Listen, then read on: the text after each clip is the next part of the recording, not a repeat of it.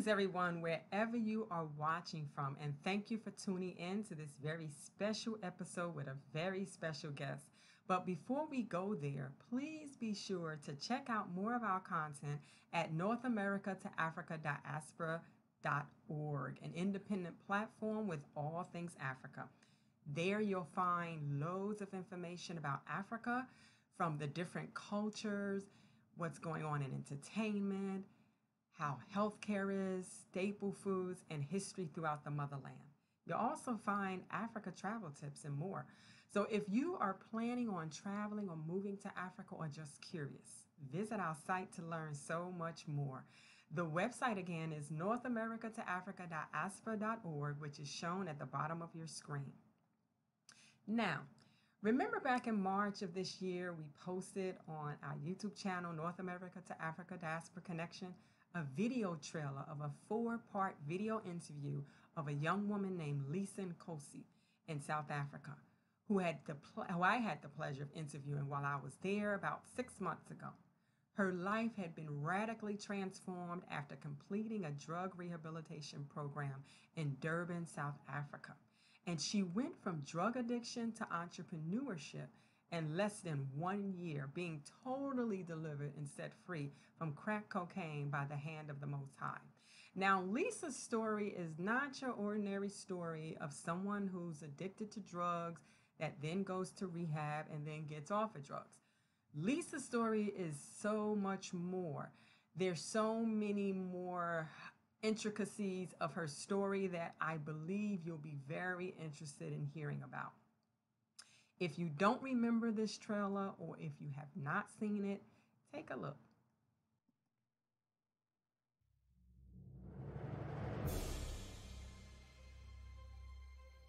You did what while addicted to drugs? I stole even something that you wouldn't think that someone could steal, the satellite dish. The Almighty said what to you while you were high on crack cocaine? And one day I'm sitting in my room and I battle to get this heat, and I'm sitting and I'm just about to light up. I got the pipe ready to go to my lips and the lighter ready to strike that light, and I'm going to enjoy this. And a little quiet voice entered my thoughts.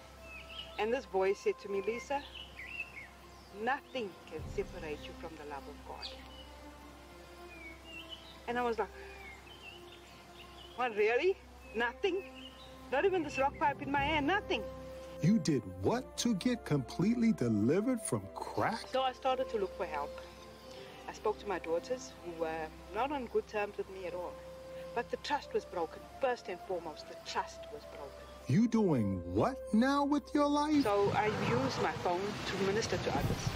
So while I was at the mission, this idea came to me that when I get to Bad Blast, I'm going to use my skill to start a small business creating these bags.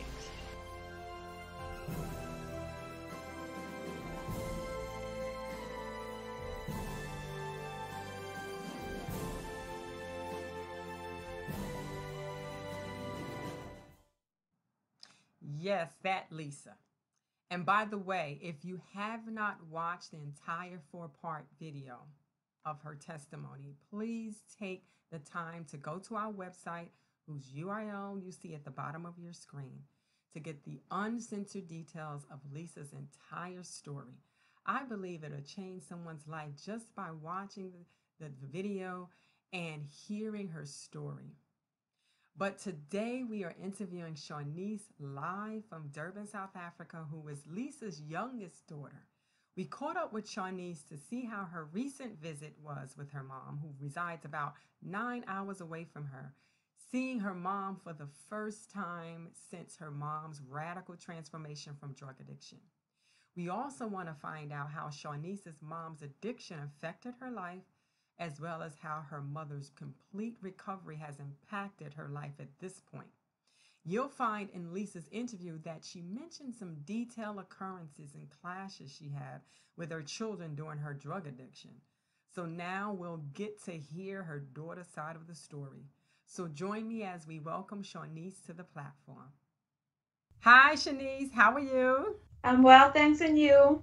I'm fine. Welcome to the program and thank you for doing this interview and allowing us to catch up with you. And I'm so excited for this interview. So we really excited to hear what you have to say.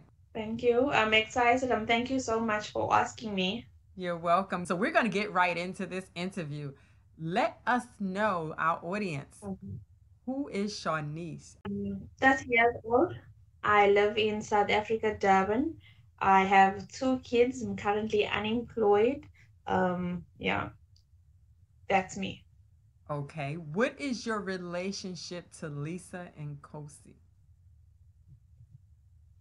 She's my mother. Where did you grow up? Well, I grew up in Durban mostly, but I did spend a year of my life in Mpumalanga, and then we came back to Durban. So, Tell us a little bit the difference between Durban and Mpumalanga. What's the difference in the climate between the two?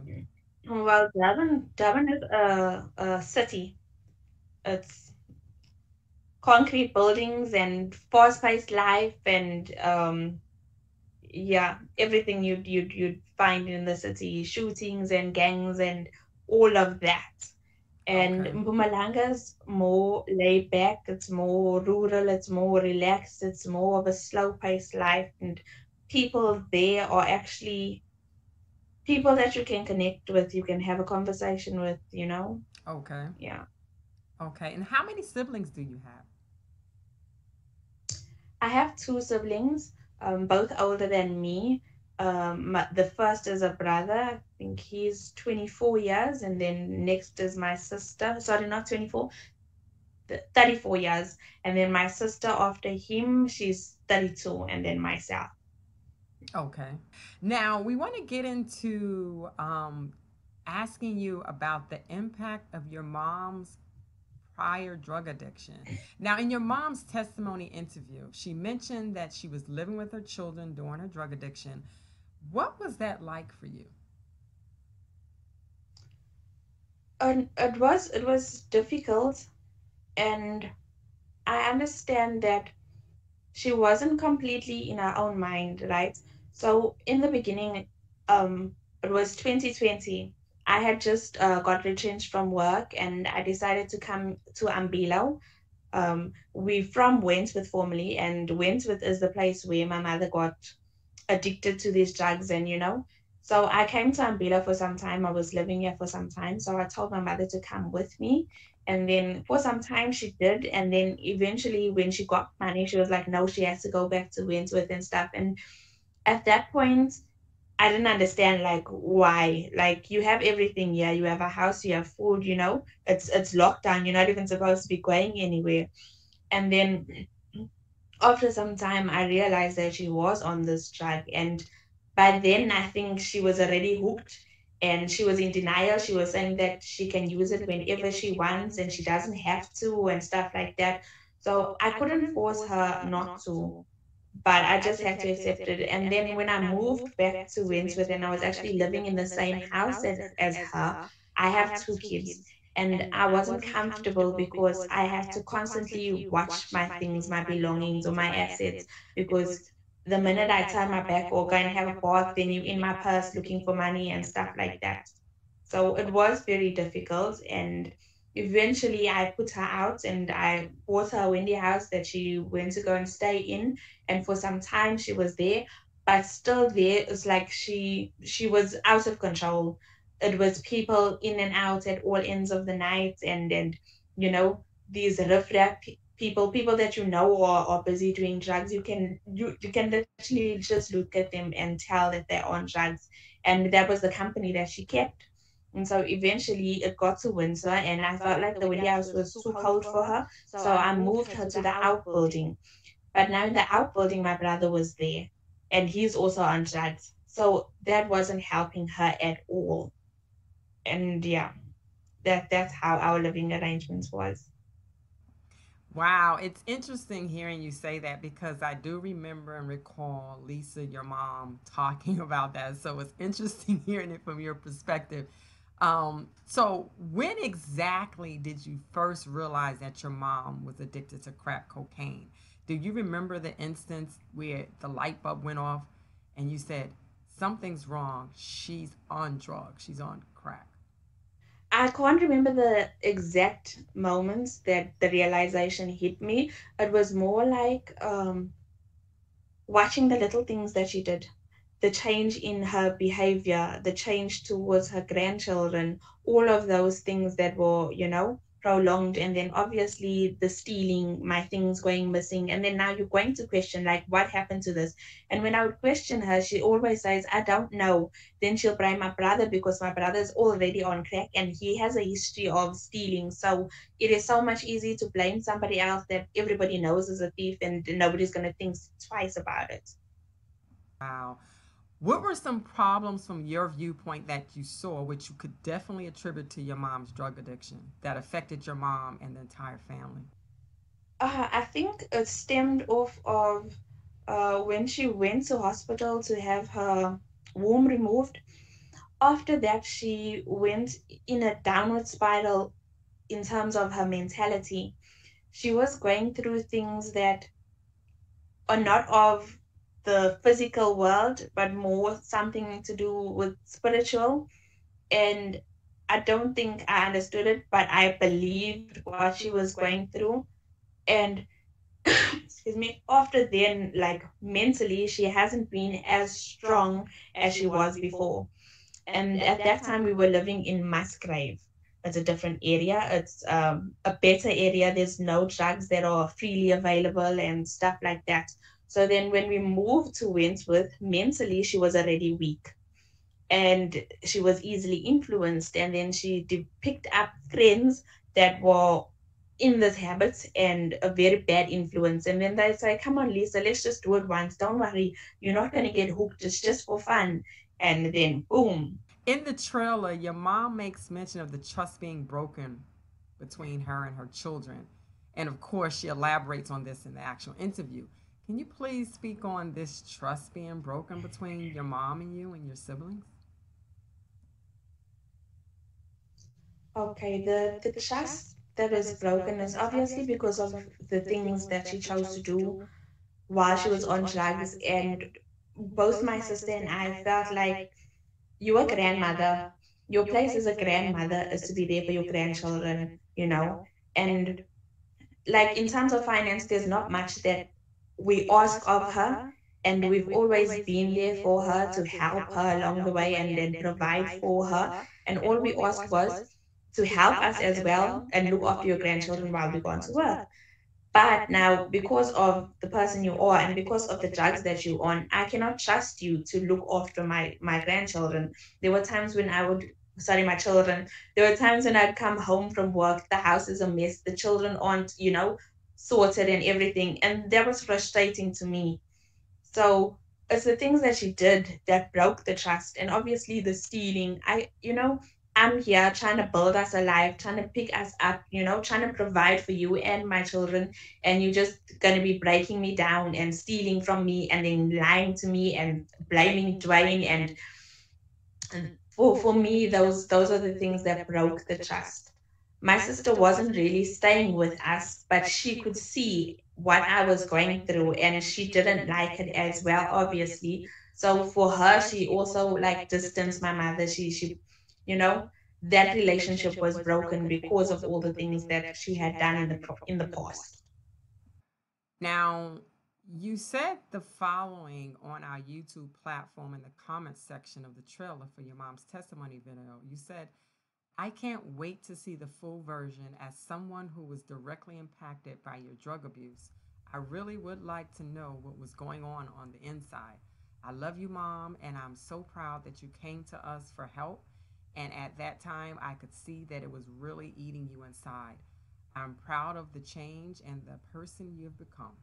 Chaunice, what were you thinking when you wrote that comment? What do you mean by that? Please elaborate. Okay, so for me, I knew how her drug habit was affecting her, but I only knew it from the outside.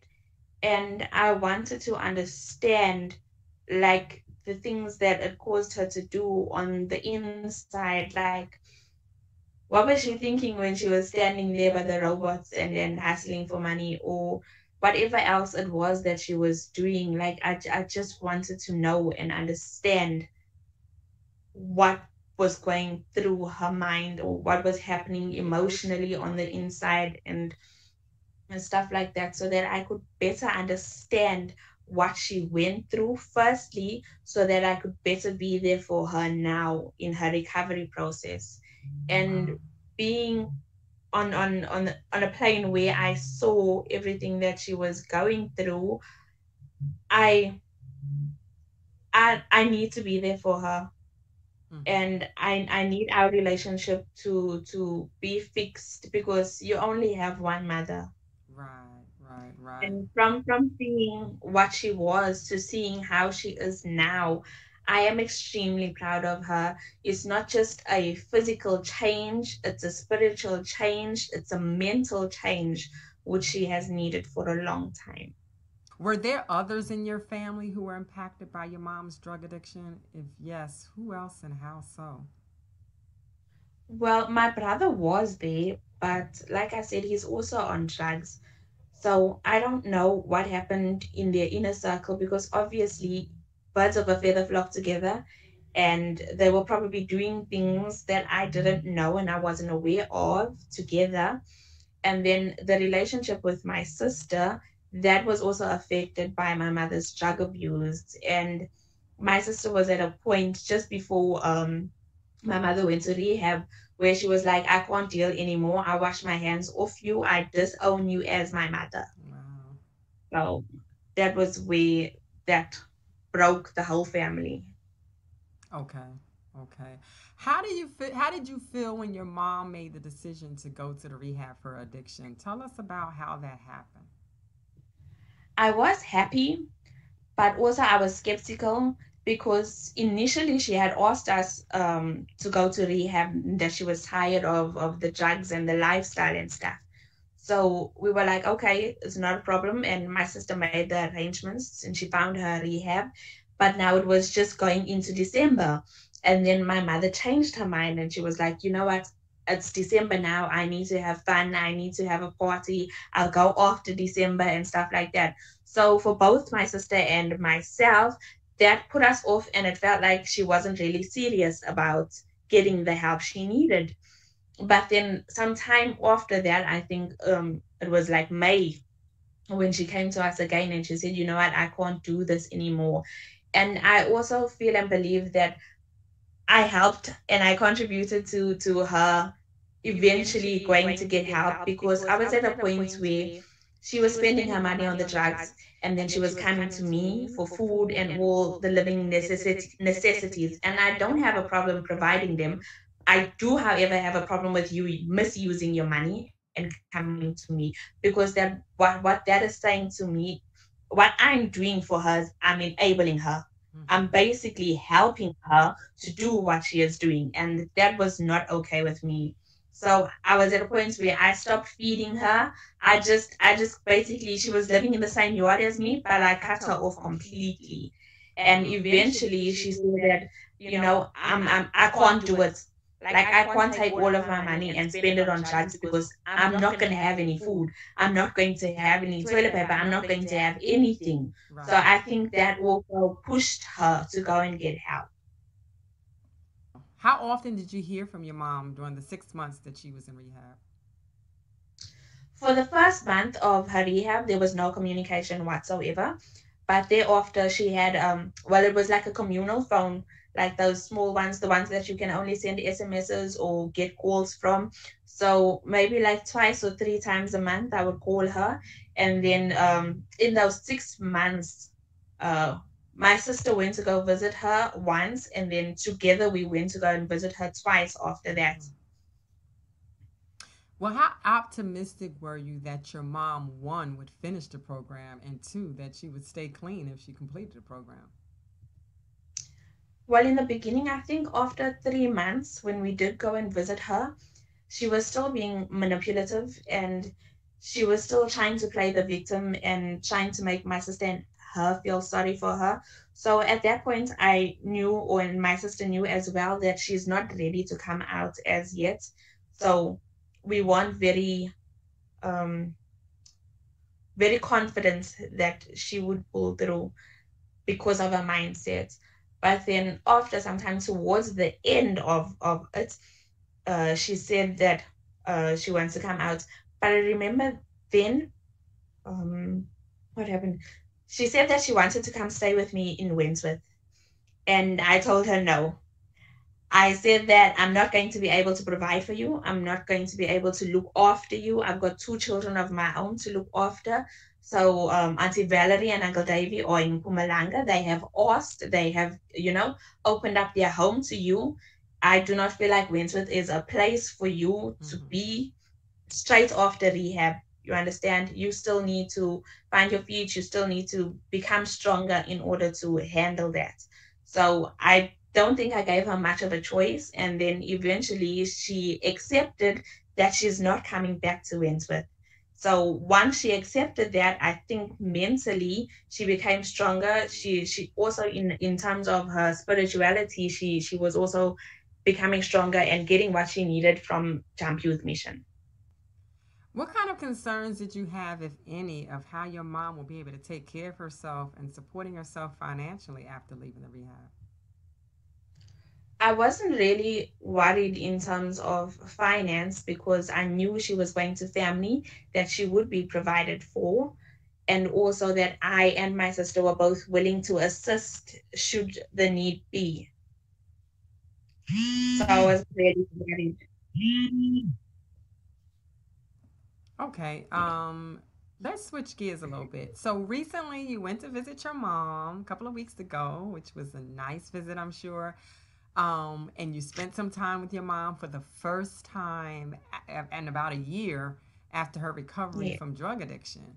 You took a Greyhound bus by yourself and rode about 9 to 10 hours, right, to visit her. Yeah. So, what was that visit like, Chaunice? I was very excited. Before I even left, I felt like there was a nudging on my spirit that just kept saying, "You need to go see your mother. You need to go see your mother." And like, no matter what I did, it wouldn't go away. So I just, at the spur of the moment, booked my ticket and jumped in the bus, and I was on my way. I was very excited. Like, I was really, really excited. And knowing where she's come from and, having conversations now that she's still in recovery, but she's much better. I was excited to see her growth or her change and stuff like that. That's what I was excited for. But when I went there and I met my mother, it was, yes, very exciting and stuff. And being in Mpumalanga, where I grew up, there were a lot of memories that were coming back. But as we started talking, I realized that it was the Holy Spirit that was calling me to my mother. It was, you know, it was eye-opening to see what and learn what she had been through and where she is spiritually. And I was Muslim before, and my mother said she was praying for me and she was praying for me. So I feel like the nudging on my spirit was actually her prayers. And when I got there, I spiritually we went on a journey. Let's just say that. Now, you touched upon what you experienced somewhat when you got there, but I want to ask this question. What did you expect to see and experience once you arrived? What did you envision in your mind that you would expect to see once you arrived for your visit with your mom versus what you actually did see and experience during your time there? Um, I don't think I had much expectations. I was just very excited to see my mother and know that she's better than when I last saw her. But the reality is, mentally, she's in a better place. Spiritually, she's in a better place.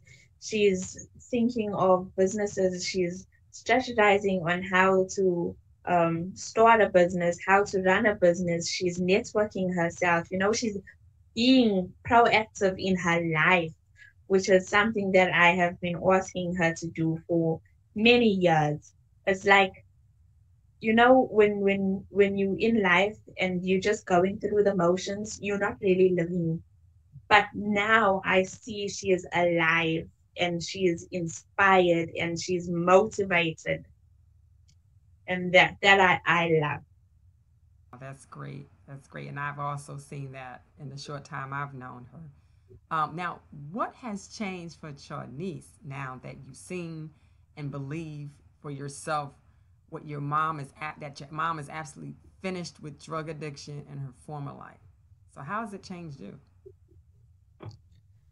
Well, it's changed our relationship, and also, like I'm saying, spiritually, it's brought me closer to God.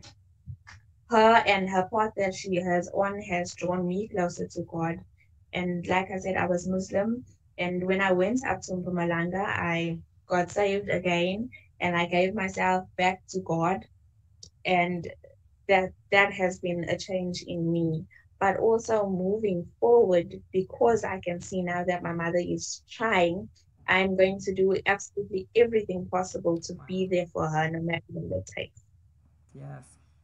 So what is your relationship like now with your mom?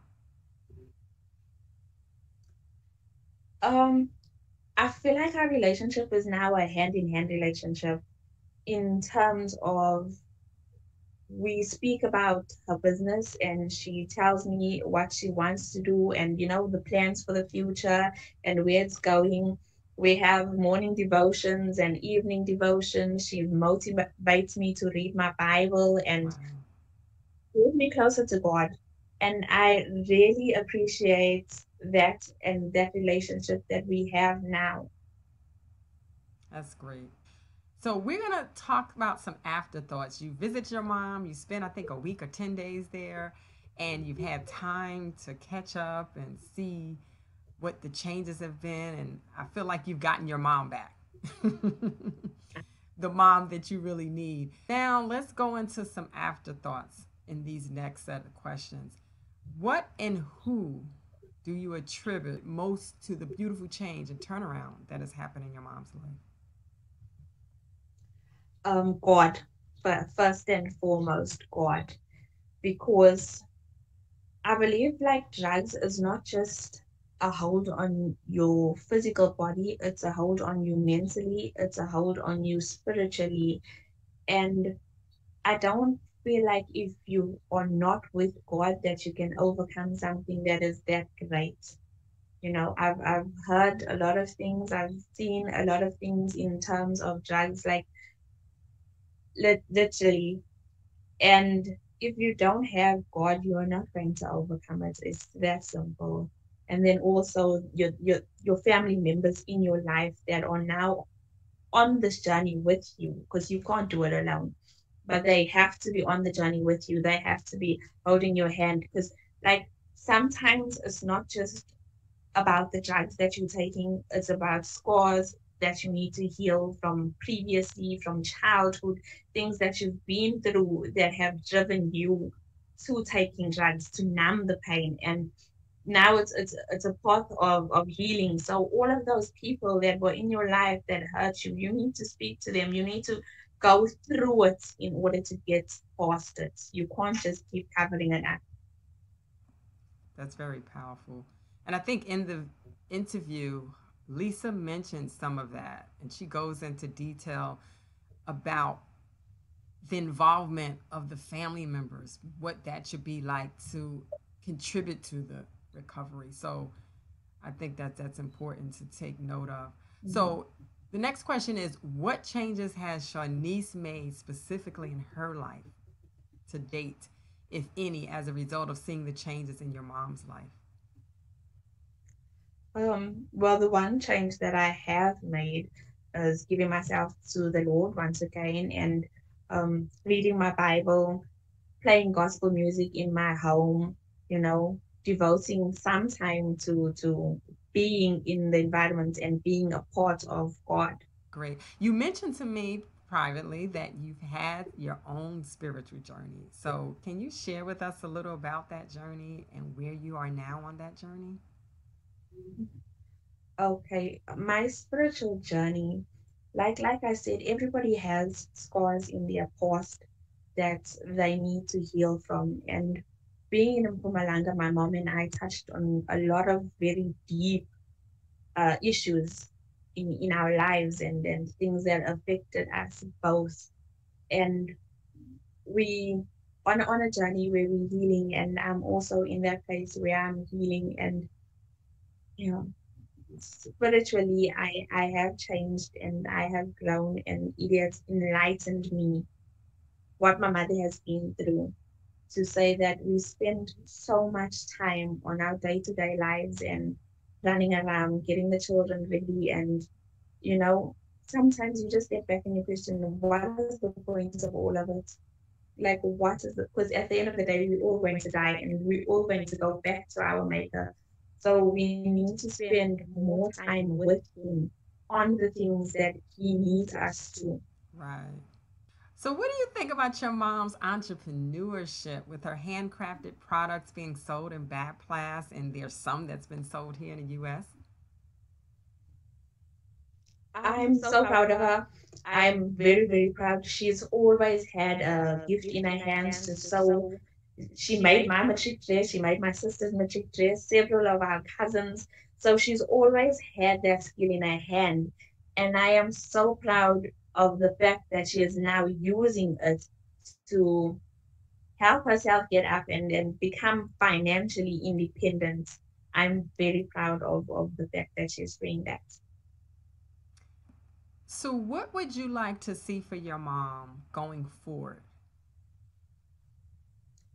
I would like to see her prosper in her business. I would like to see her continue with her spiritual journey that she is on and take me with her.